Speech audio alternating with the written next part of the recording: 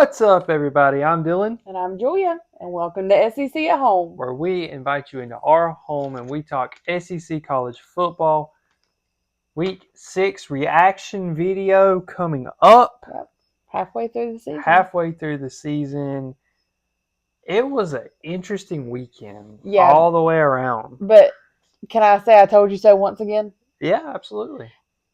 I'm really actually sad that our week 6 prediction video got messed up. Yeah. You want to tell them what happened with that? Yeah, we kind of lost the audio for like 80% of the video. Yeah. Because our mics died. And we kept on just going because we thought it would catch, but it didn't. Let's summarize our picks real quick before we go into it. We picked Oklahoma. Yeah, we both picked up Oklahoma. I believe I picked Vandy and you picked Alabama. I went back and forth. I teeter-tottered, and then I just finally said, okay, my gut's going Bama because I rooted against them all season. I think I picked Texas. And I picked Florida. I actually called that game because I felt like Florida was going to be kicked off. Think it was one of those things where I said Texas, but I wouldn't be surprised if Florida won the game. I do remember you saying that. And then I picked A&M. Yeah, I think we both picked A&M. And then obviously I think we both picked Georgia. I did not see Kentucky winning that game. Yeah, we didn't see. But those were our picks. So one of these days I'm going to have to sit down and see where we are in the totals and that. I think it's a lot closer than what we think. We'll look at it and we'll have to look at it. We'll give you an update. But anyway, that was what we had picked for this weekend. We were right. We were wrong. Some things really surprised us. I was wrong? Were you wrong? No, I was not. Oh, you had a perfect week. Wow. Look at you. Might not ever happen again, but it happened. So you were wrong. I was wrong a lot. I was right. I was wrong a lot. I'm often wrong. I misread a lot of these games. Who we got first? First up, obviously, on this show, if you know the show, we talk about the cupcake games first. Looking at week 7, we actually do not have a cupcake game. We do have one out-of-conference game, but it is not against a cupcake. So that's going to be interesting for our prediction video. But first up, we have Kent State going to Oklahoma. Oklahoma, in my opinion, is probably the best team in the SEC right now. I think they're the most complete team. Kent State 0, Oklahoma 44. I disagree with you on that one. Really? Yeah, I think they're playing great ball, but great ball in that they're better than last year and better than they've been in the past. But I wouldn't go so far as to say they're the best team in the SEC. Who would you put above them? A&M or Ole Miss? I don't know. A&M's they got to get. I'm not sold on A&M, but I'm just saying I think it's. They're going to have to clean up their penalties for me. But good job, Oklahoma. You're the number 6 team in the country. This is a game that you should win. Are they the highest ranked? No, they're not. They're not the highest. Ole Miss is the highest ranked right now. What? In the AP. What are they ranked? They're ranked number 4. Okay, and then A&M's 5, and then Oklahoma 6. Yep. I think I did look at something. I know this is kind of random, but. I looked at something yesterday when I did look at the rankings, and if you look at it right now, I want to say it was 7 SEC teams. Yeah. That are going to the playoffs. As of right now, like if tomorrow was the start of the playoffs, you look at the top 12 teams. I think it was either 6 or 7, but I want to say 7. A lot. And then there's even more in that like 12 to 20 range. There's a bunch more. Missouri's in there. Mm-hmm. Oh yeah, Missouri's 14. Yeah, man, it's weird though. Like, I think they're undefeated. I think they should be ranked higher. I'm going to tell you the 2 teams that are surprising me so far this year are Oklahoma and Missouri. Yeah. I wouldn't go so far as to say that the Oklahoma is the best team in the SEC. I think it's between them and Ole Miss. I'd lean more towards Ole Miss. I can see your argument, but I think that Oklahoma's defense is just way better than Ole Miss's, in my opinion. But yeah, Oklahoma got the W. Congratulations. You beat your cupcake. You did what you're supposed to do. Next game. Mississippi State and A&M. So Mississippi State 9, A&M 31. And this was one where we talked about how, we were expecting a close game. I was expecting something, but this is just not your typical Mississippi State team this year, to where I feel like, you kind of expect them to lose most games. Yeah, I mean not most games, but you definitely don't expect them to put up a good fight. And I was actually surprised that they did not put up any more points against A&M. Well, Yeah, but what was it when you go 1 for 10 on third down? Yeah, I mean, you got to convert on third down. Yeah, I That's mean, important. and then you give up 483 total yards of offense to A&M. Uh-huh. You're probably not winning that game. And they only had 219 total yards. Yeah, that's not a recipe to win. I think that Mississippi State, like some of these other teams, are really like Auburn. I think they're struggling with their identity. They don't know if they're a running team. They don't know if they're a passing team. They don't know who they are. And this late in the season, it's kind of hard to just pick one thing. They're going to have to figure it out quick if they want to compete going forward because they've got some tough games coming up. But A&M still rolling, still undefeated. Yep. Number 5 in the country. I looked it up, and I think the last time that A&M went 6-0 was like 2012. So they have something that they can do that they haven't done since 2012, which is like over a decade ago, which is insane. Yeah, I know. Makes you feel a little dormant. We don't talk about age this month. I'm just saying. But yeah, great for A&M. Let's see if this momentum can continue. Let's see if they can get that 6th win. Next game. This game surprised me. Like, I watched a little bit of it, and I was just shocked at the way this game was played. I was very shocked at that. I thought that it was going to be closer than I thought it was going to be way closer than it was, but and I it was thought it could have gone the other way. It was until up to the second half. But we're talking about Vandy 14, Alabama 30. Alabama dominated this game in the second half. Like the first half, it was kind of back and forth, shootout type mentality. Vanderbilt led. Alabama came back. It was, and then in the second half, Alabama just says no. I actually think Alabama has had a unique opportunity this season, and it's not something that I've really ever thought about before. But with them opening their season to a loss to Florida State, it kind of put a lot of doubt, and I'll be the first to say I doubted them. Oh, yeah. And I still kind of do doubt them a little bit.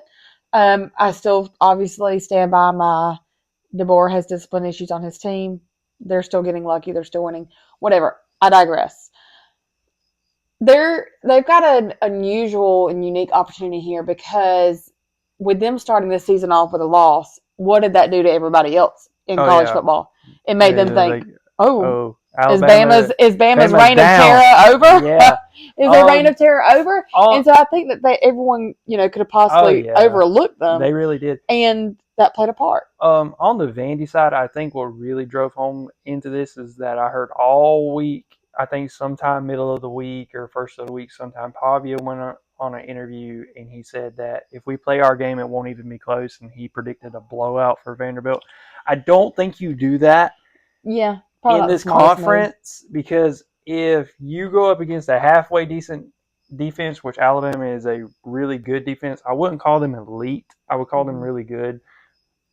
They're going to play elite at that point because they have something to prove. I think the social media aspect of Pavia really bought in. I think that defense went into practices, put that stuff on the wall, and leaders looked and pointed to it and it's like, this is what this guy's saying about us. Yeah. This is what he's talking. Prove him wrong. Let's go out there and punch him in the mouth one time and see what he says. Alabama's average this game was 11 yards per pass. Every time they threw the ball averagely, they got a first down. Simpson is playing at such a high level that it is absolutely insane to talk about. I think also too that Florida State probably lost. He went to the drawing board and he said, "I have to do better. I can't ever do this again." Yeah, and like other quarterbacks. Also, Alabama dominated time of possession in this game. It was just all around just complete opposite of what happened last year where Vanderbilt controlled the game. They controlled the time of possession. They got the turnovers that they needed. They did the things that they needed to do, and Alabama was like, okay, this year we're not going to let them do that to us. Right. Alabama, if they continue to improve like this, it's going to be really hard to stop them. At the rate they're playing, my concern with them is, yes, I realize that they went to Sanford Stadium and they got the W, but there was a bunch of things that could have happened in that game to make them lose that game. They go to Missouri this coming up week, and Missouri's playing their best ball right now. So, are you calling it an Alabama loss to Missouri? I'm not calling it an Alabama loss, but I'm thinking that's that intriguing. it's one of those things where it's like you have one team that's playing. You have both these teams playing really good football right now, but we know that Alabama hasn't traveled very well. They traveled good to Stanford, but before that, it hasn't been very good. Not to say that they can't do it, but it's just an interesting dynamic that they find themselves in. So, I think it's interesting that you say, well, you said that Oklahoma was the best team in the SEC right now. What makes you choose Oklahoma over Alabama? You're singing the praises of Simpson and how, I agree that they're doing well. Alabama's doing well, but what makes you put Oklahoma over Alabama in terms of best team in the SEC? Two things. Number one, yes, Ty has played really, really good, but he hasn't played really good the entire season, and he's made some mistakes. I feel like Mateer on his best day is better than Ty Simpson. But Mateer's injured. He is injured at the moment. That is very true, and we don't know when he's coming back. So that is factored in. But I think Oklahoma's defense is going to keep them in any game they play. I can't say that about Alabama. I think, like I said, I think Alabama has a really good defense. I don't know if I would call them elite. And I could change that by the end of the season. I could be saying this is the best defense in the country. But right now, Oklahoma's got the best defense in the country, in my opinion. And if they score 28 points, which is 4 touchdowns in any given game, Oklahoma has the better chance to win the game, in my opinion. I see that. All right, next game. I have some other thoughts, but I'll save them for later. Nobody asked for them now. All right, we've got Kentucky and Georgia. Kentucky 14, Georgia 35. This was a get-right game for Georgia, right? Yeah. This was the game. What? It was a get-right game for them, but I do have to point out two things. Okay. A win is a win. Well, yes. I have to point out one win and one not so much of a win. Okay. There was two things in this game that happened for the first time this season. Any guesses as to what they were? For either team. For either team? I have no idea.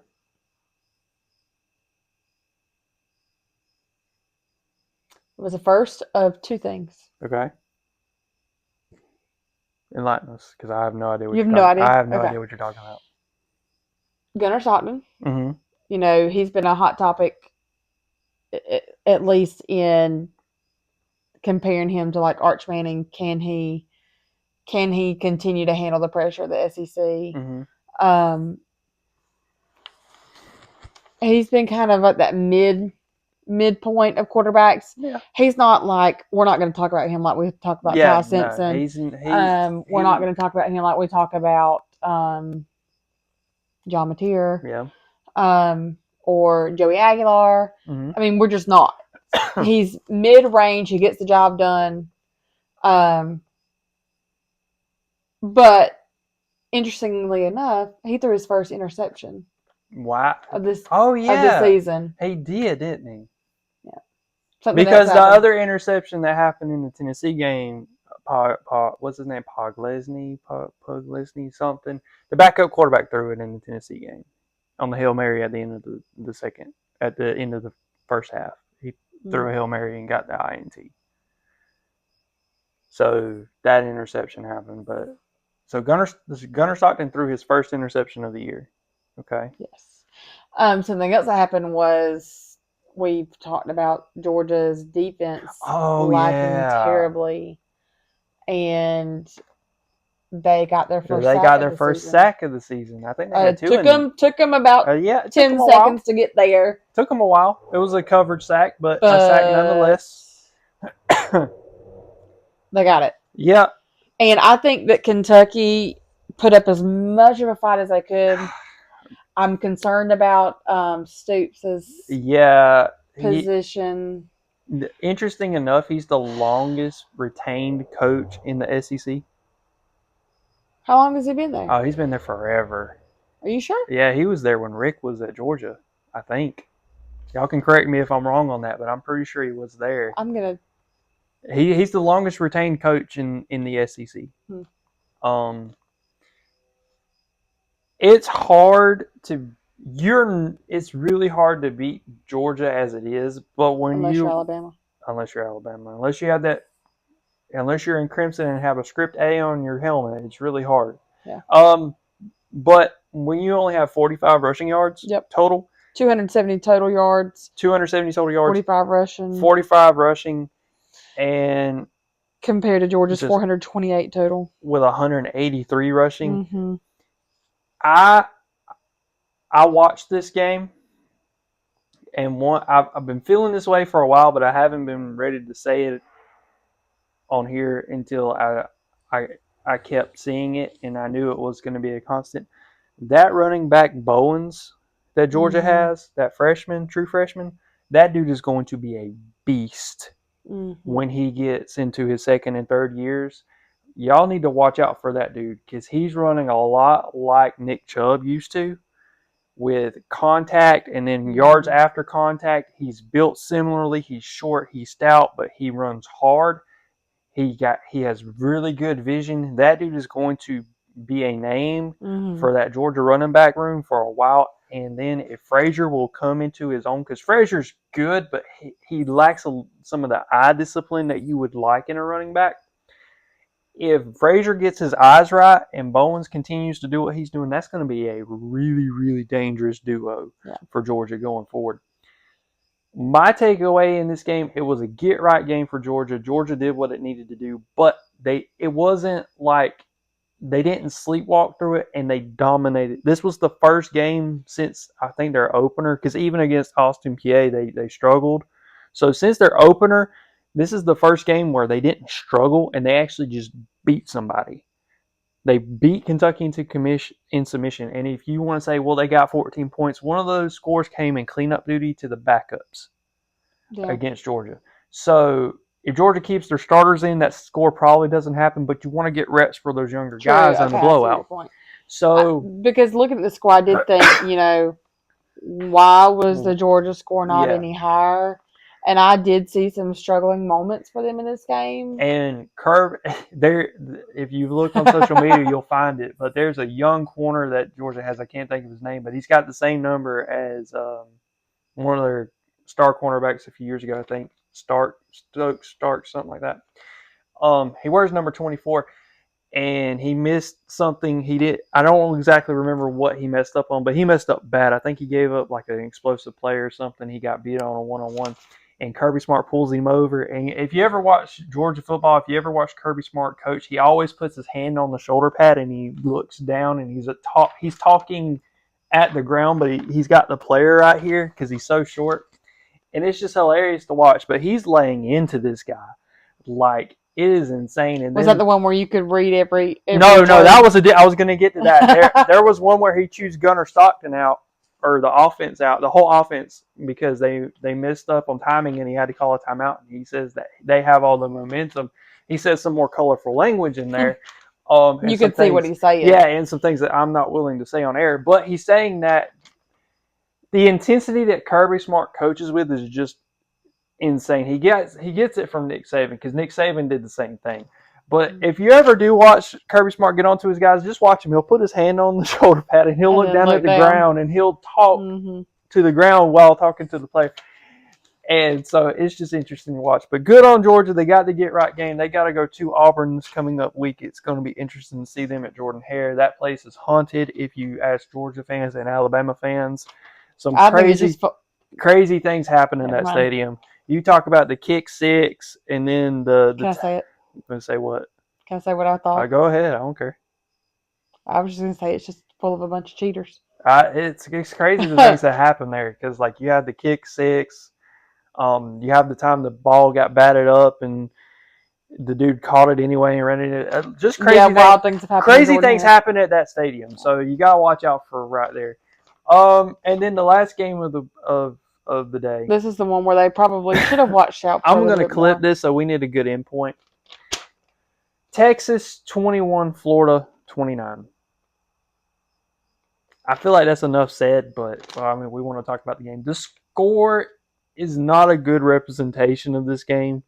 Florida dominated this game for a long time, for most of it, until like the very fourth quarter, where Texas was trying to make a comeback and Florida just slammed the door on them and said no. Yeah, I didn't get to watch this game, but I did as soon as I could. I checked the score, and I was astonished. I was too. That I was right. I was. When you told me, because I didn't get to watch this game either because we had prior engagements. But when you told me that Florida won this game, I was just in shock. Well, when I was watching it, they were winning by like 3 touchdowns. Yeah. Or close. I mean, far enough for it to be not a blowout, but significant, difference there. And then all of a sudden, Texas tries to come back at the last little bit. I think it was 20. It was 22. Texas 22. Was it 22? Yeah, it was 22. Texas 22. Florida 29. I wrote 21-29. I'm not sure. It was 22. It's one or the other. Texas only had 52 rushing yards in this game. Florida had 159. I think Florida has finally realized that to get Lagway where he needs to be, they're going to have to run the ball. And I said this earlier. If Lagway can't win you games, you go to your running back. You have a few of them that can run the ball. Give him that. Make them respect you, because nobody respected your pass game coming into this game. Yeah. So I think the thing here was Florida just knew they had to win at all costs, and I think they did whatever it took to win. I don't think it had anything to do with Lagway. I think they just went 21 for 28. Well, that's good for him, but I think at the end of the day, if you're at Florida, I don't think you care how you win. I think you don't. You just make sure you win at all costs. No. Whether you got to kick the shins of somebody else or get a targeting call. Okay, so I've been on the message boards today, and I've been through all the things, and I've heard the people talk about the whole Napier situation. And here's where Florida has to either make a decision. They're going to have to make a decision on this, because here's the deal. I feel like this is going to become a constant. I think Florida is going to struggle for the first couple weeks every year with Napier. I think they're not going to get their footing until week 5, 6, maybe even 7.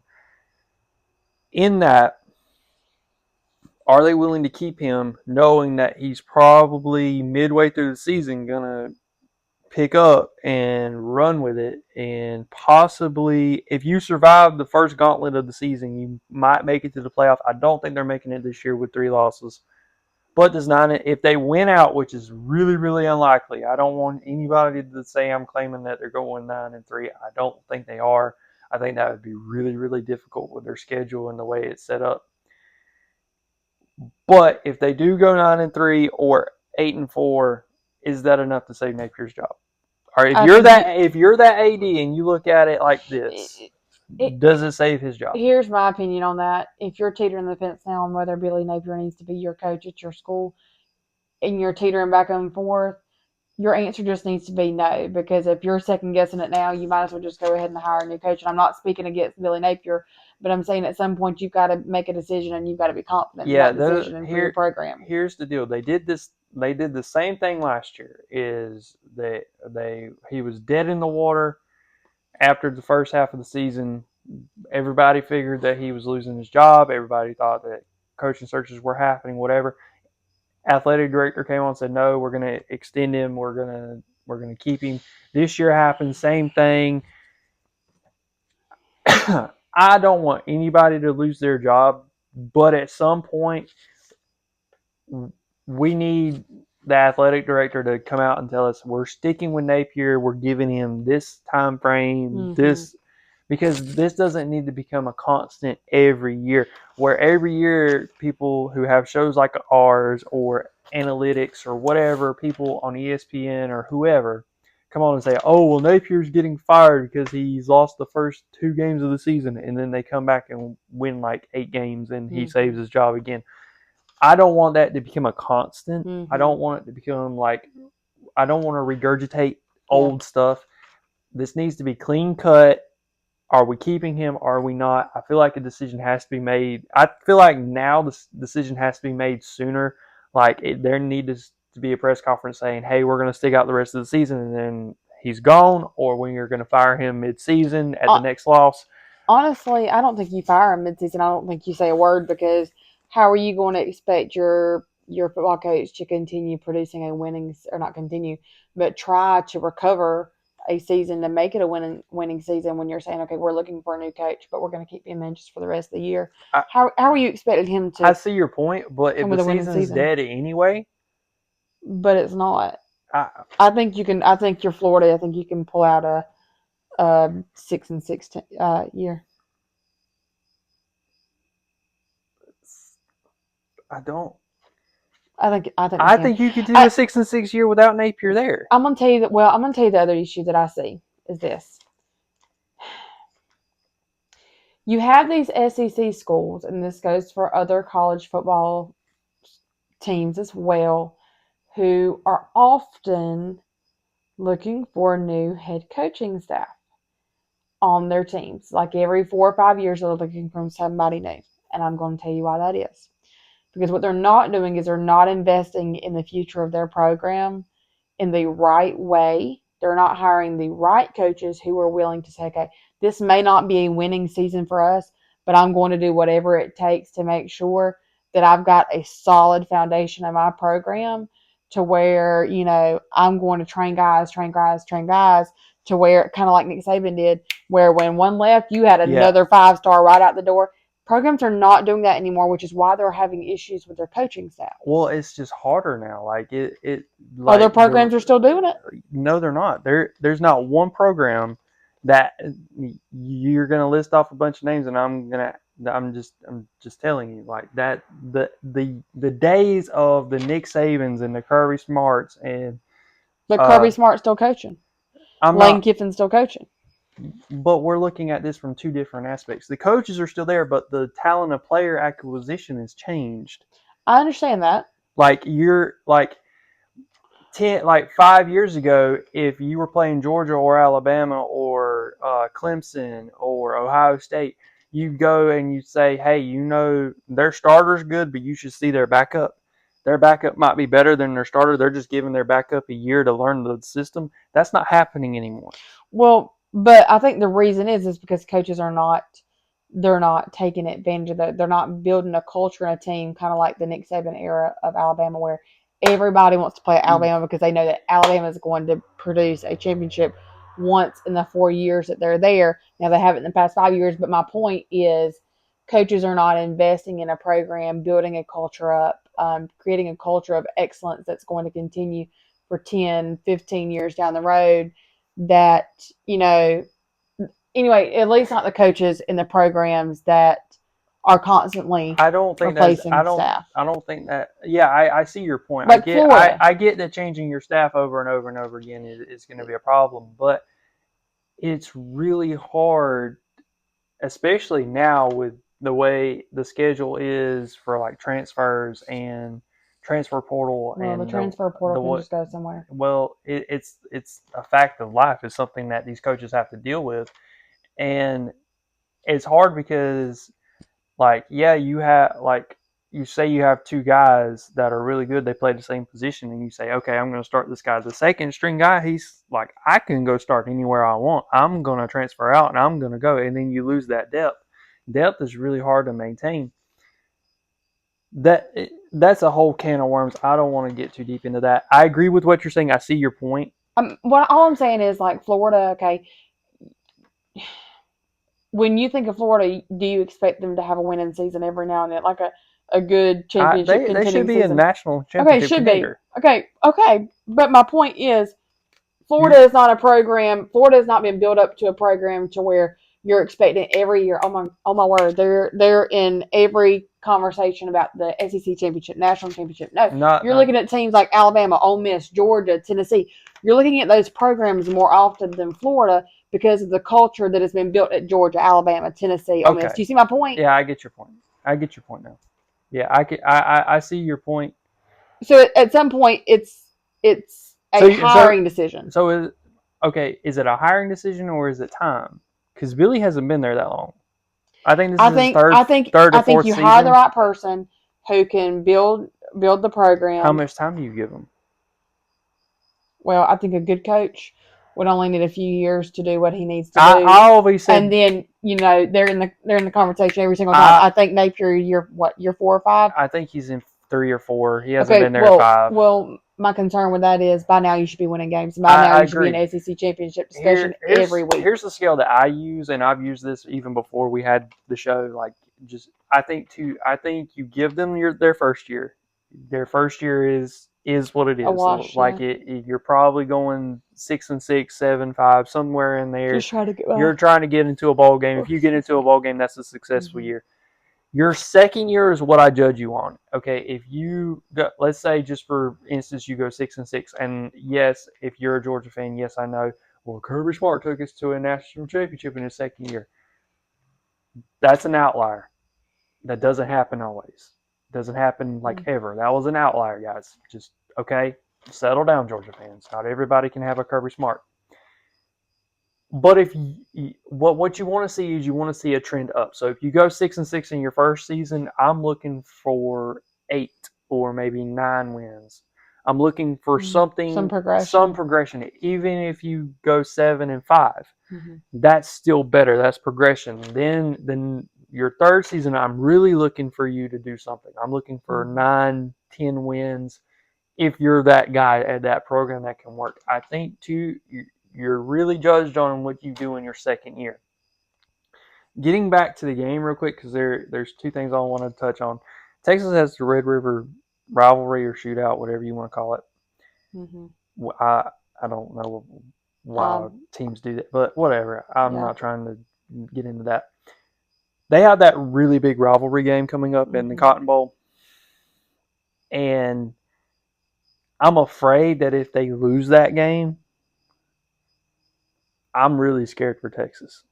Yeah. Because of all the preseason hype, because if they were going to do something, they've paid a lot of money in NIL for the kids they have. They've recruited and transferred guys in. Like, they invested a lot into this season. And if you don't get it done with this roster, what does that say about Texas? Like, I'm just... Not to say that they don't have anything in front of them. I mean, they can totally turn the season around, but it looks bad for them. Yeah, it does. It does look really bad. We already wrote Florida off. If Florida gets to 8 wins, we're going to count that as a win for them this year. Texas just doesn't have any quality wins right now. They don't have any quality wins, and they're not playing very well. Oh, no. Manning's mechanics still look bad. Like, week 1, I said that this can be cleaned up. This is coaching. Like, coaching can clean up mechanics. That's something that can be done. It hasn't happened. I saw him throw a ball straight up in the air. Now, granted, it looked like it got tipped, but still, it looked like it went straight up and straight down. Yeah. Right into a defender's arm. Like, it was bad. He probably should have had another year to sit on the bench. Maybe. I don't know. And then, if you watch Stark's press conference, before he started, he apologized to Longhorn Nation, not for the game, not for anything that happened during the game, but he apologized because they do this thing where they sing one of the Texas songs or something. I don't know exactly what it's called. Texas fans, leave it in the comments.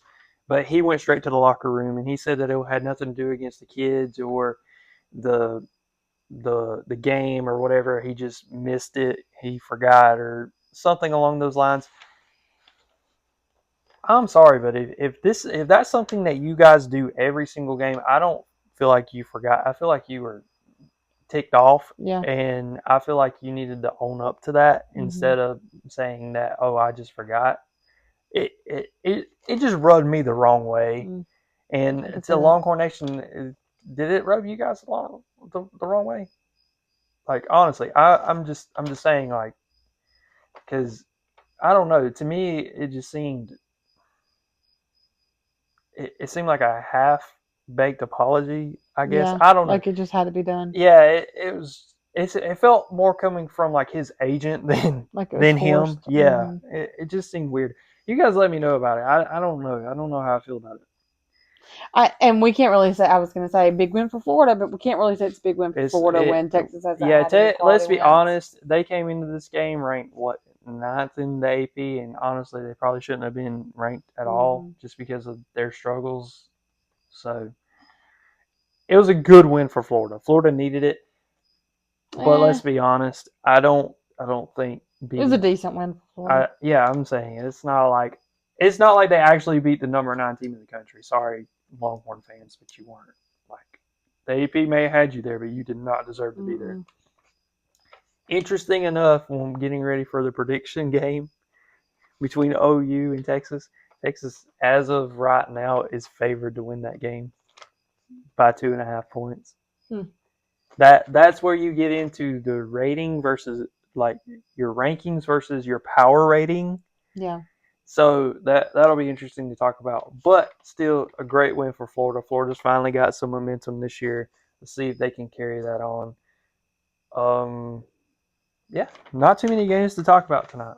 Nope. Well, I did kind of look at the season, like weeks ahead. Yeah. And this is the smallest. Yeah. Week we had this week. We only had 5 games, and I think every week after this, it's like 7 or higher. That's 7 or higher. Yeah. Well, that is our reactions to week 6. I believe we're getting pretty close to CFP rankings coming out. So hopefully they'll make a lot more better sense than the AP, because the AP has been really bad this year. Like, usually I'm okay with it. This year it's just been really bad. And if you need examples of that, just look at weeks 1 through now with Texas and Penn State. Notre Dame. And Notre Dame. And you'll clearly see some biased and some people not willing to give up on their preseason expectations of teams. If you're going to, I have no problem with preseason rankings, but if you're going to do them, don't marry yourself to them and don't fight for them when you clearly see that teams are not deserving and not as good as you thought they were going to be. LSU. Texas, LSU, Penn State, Georgia even. Didn't you pick Texas to go to the SEC championship? I think I did, maybe. I'm still under the impression that I think we could still see Georgia and Florida play in it. I know. For some reason I see it, and I think that's a real possibility, and that's insane to think about. But that's just the era of college football we live in. I will say this, and I really feel this strongly about it. I don't know if that's necessarily going to be the case, but I think our SEC championship game will be a rematch of a game in the regular season, whether it be Georgia, Florida, Alabama, LSU, Alabama, Tennessee. Florida? Oh, yeah. They've only got one SEC loss. They have 3 losses, only one SEC competition. Hold on. I can't just... I just can't let this go. Okay. Okay. You're telling me out of Bama, Ole Miss, LSU, Oklahoma, A&M, Georgia, and Tennessee. I would say those are our top 7. I'm not saying it's going to happen, but I'm saying that there's a possibility. Did I say Florida in here? No. Yeah, see, there's a problem. Florida's not in the top 7 SEC teams. I didn't say it was going to happen. But you just said you had a really strong feeling. Yeah, I didn't. I just want you to understand the words. Just because I have a feeling doesn't mean that I'm predicting that to happen. I'm just saying that that's the era of college football we live in. Okay, I respect your opinion, but also, are you hearing the words that are coming out of your mouth? I'm just saying that it's not going to happen. I think that it might not. It probably won't, because let's be honest, Georgia. I don't think Georgia or Florida is getting in the SEC title game right now. Right now, honestly, I think it's Ole Miss and A&M, or possibly Ole Miss, Oklahoma. I feel like it's between those 3 teams. I have no clue. I was going to say this earlier. This is where I did not go. I'm just going to go ahead and go here now.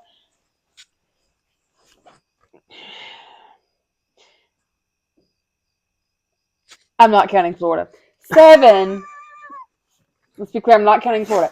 7 SEC teams ranked in the top 12. Yep. Someone the other day, Penn State, was mocking, when the SEC teams talk about how, it was just the SEC is a bloodbath, all this kind of stuff because you're playing tough teams every single week. And then it was funny because they lost to UCLA, and that was something that, anyway, it was tied to that game. Regardless, okay. So many things I can say with that, but seven SEC teams, and they're all playing each other for the most part. For the most part. How do you pave a way for an SEC championship when you've got 7 top 12 ranked teams in week 6? There's still a lot of college football left to be played. There's a lot of college football to be played. A lot of SEC football to be played. I'm just. How do you? I have a problem with Georgia, Florida. That's all I'm going to say. Yeah, I have a problem with that. You're entitled to your opinion, but I have a problem with it. How just for the competitiveness of the SEC, the Penn State. Here's UCLA. Here's the deal. It's not just that they lost to UCLA. They lost to Oregon. No. That loss is justified. UCLA is not. But what I find hilarious about the whole thing, especially since you said that Penn State was trashing the SEC, do you know who UCLA's quarterback is? Yeah, I do know. Hold on. No, don't tell me. That's USC. If you can pronounce his name correctly, I will give you $5. Because I'm gonna botch it. I just know, guys. Don't come at me in the comments. I don't know. This is about to have to go to TikTok. Nico Imaliava. Oh yeah, the Tennessee. Yeah, I knew that. Yeah, I knew that because no, that's USC. No, that's UCLA. Are you sure? I'm positive. I'm 100% because everybody was talking about it. They traded quarterbacks. Yeah, they did. I remember that. It wasn't necessarily a trade. We had one transfer. It was Imaliava. Imaliava. I told you I was going to botch it. Imaliava. I think it's Imaliava. I think that sounds right. I don't know. But anyway. I got nothing. He's not in the SEC anymore, so does it really matter? No. Not really. But here's the deal. Who's the Big Ten anyway? Here's the deal. Like, I hear a lot of Big Ten people complain, like, say they're better than the SEC. Here's the deal, guys. Here's the problem with this conference. Yes, we have Georgia, we have Alabama, we have LSU, we have Tennessee, we have these big name guys, but we also have the lower ranking teams in the SEC. We have Arkansas, we have Kentucky, here's the deal. Any given year, one of the lower ranked teams, I don't know who you would pick this year, but one of these lower ranked teams, I think is honestly A&M, because A&M has been like a mid-tier SEC team, and they've got Reed now, and he's like really blowing up. But any given year, one of these teams can have a really, really good quarterback. Kentucky had one a few years ago with Levis. Mm-hmm. That doesn't happen in the Big Ten until now. Because now, with the transfer portal the way it is, Nico transfers to UCLA. Nico, on his best game, is still a SEC caliber quarterback. I mean, he was recruited and he played at Tennessee. And he won at Tennessee a decent amount. So he's still an SEC quarterback, even though he plays in the Big Ten now. But he was a highly recruited. He was highly, like, if it wasn't for his NIL nonsense in the spring and summer, then he would probably still be on Tennessee's roster. That translating into the Big Ten, you see what happens. Mm-hmm. Like, sure, UCLA was down. They fired their coach, whatever. But they beat Penn State. Who was a favorite to win the national championship coming into the season by a lot of people. I get your point. So, you want to talk about competitive balance. You want to talk about NIL and all the things that we're seeing right now.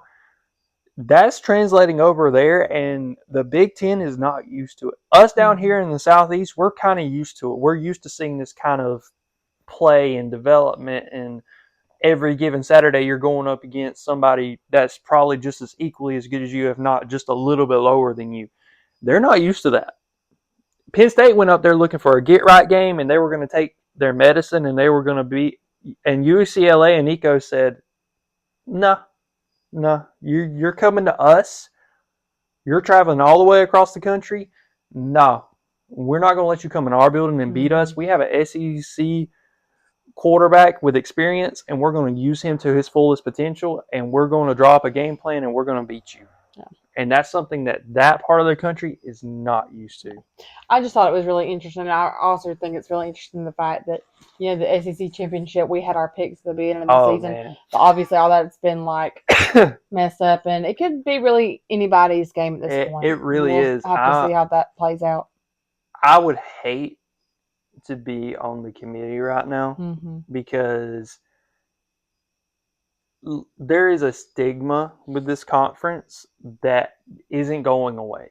Like, the SEC has dominated for the most part, minus a few years, the college football playoffs, and there is a stigma with that is always taken into account because everybody says that it's biased or whatever.